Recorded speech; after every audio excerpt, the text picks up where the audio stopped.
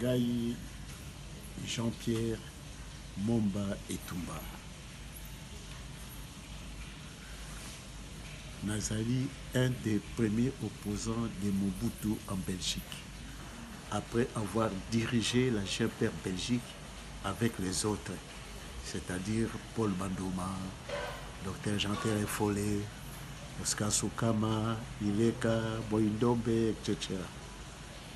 Nasaki réconciliation na président Mobutu le 12 mars 1980 à Bruxelles, na Zongaki Namboka. Et je suis resté à côté de Mobutu jusqu'à sa mort.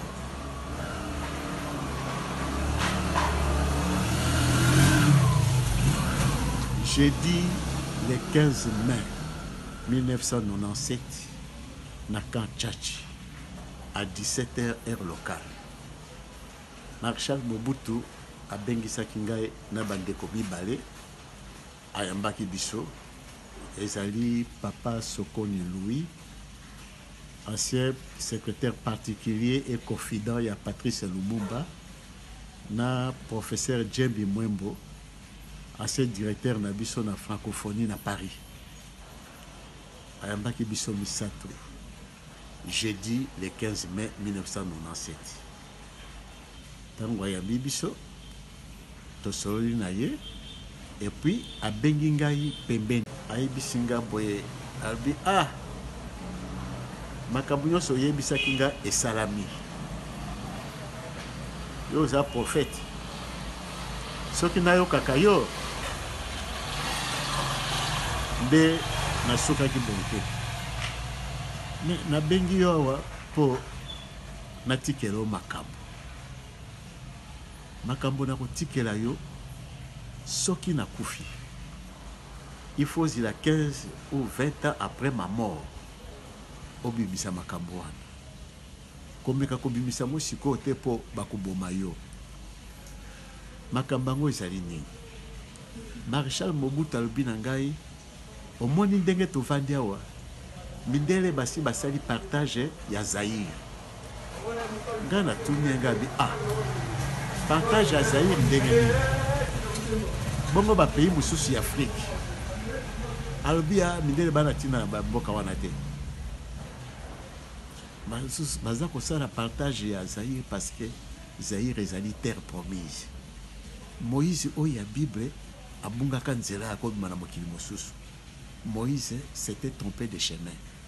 Les Zaïre c'est la terre promise. Et puis balobi boye biso bazaïrois, nous sommes des sous-hommes, des ratés. Tous hommes mérités mboka oyo te. Yango wana il faut balongola biso na mokili oyo. Basali partage ya Zaïre. Ezali 1. Tous hommes mérités mboka oyo te. Yango wana il faut balongola biso na mokili oyo. Basali partage ya Zaïre. Ezali 1. Président Bill Clinton, il y a États-Unis, François Mitterrand, il y a France, Helmut Kohl, il y a Allemagne, Margaret Thatcher, il y a Grande-Bretagne, Roi Baudouin, na Premier ministre na Belgique. Basali laboratoire moko, na kati laboratoire on a bâti basava à Mindele.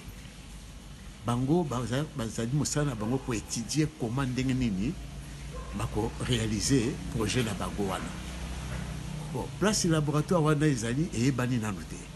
Soki ezali na États-Unis, soki na France, soki na Grande-Bretagne, soki na Allemagne, soki na Belgique, mais ezali quelque part. Ba américain bazui est, c'est-à-dire les 3 Kivu na province orientale au Zaïre. Ba britannique bazui Kasai nyoso mibale, Kasai occidental na Kasai oriental. Balma bazui Bandundu na Bazaïre. Ba français bazui Chaba Katanga. Ba belge bazui Équateur Maïndombe na Kinshasa. Pourquoi Maïndombe? Maïndombe, tango roi Léopold a Seda qui était indépendant du Congo na Belgique, a tikalaki na Maïndombe là que Léopold. Alors na 60 ans boma ba politicien nyoso. Bakoboma ba homme d'affaires nyoso. Bakoboma chef coutumier nyoso. bako raser ba village nyonso ba généraux na ngai oyo mingi ba trahir ngai bako boma bango nyonso bako kotisa poison awa poison wana ezali mpona kodétruire jeunesse akoma voyou bandit criminel bako créer insécurité na mboka. La CIA asali église de réveil. Église de réveil on bako kotisa yango partout ozali mpona koparalyser peuple, koendormir peuple, kodistraire peuple. Alors bako remplacer biso na ba nilotique. Et puis alobi boye Laurent Kabila lokola aza koya wana na Afrique ye mpe bakoboma ye basali programme na bango ya 30 ans. Donc na 30 ans wana il faut ba réaliser balkanisation wana. ONU complice, l'OIA complice, droits de l'homme complice, communauté internationale complice, ba pays limitrophes nyonso autour ya biso complice. Banda koboma biso na Angola, na Brazzaville, na Centrafrique, partout. Bango sont complices. Donc bako sala dès que basaki ba peau rouge en Amérique, bako exterminer biso nyonso. Bako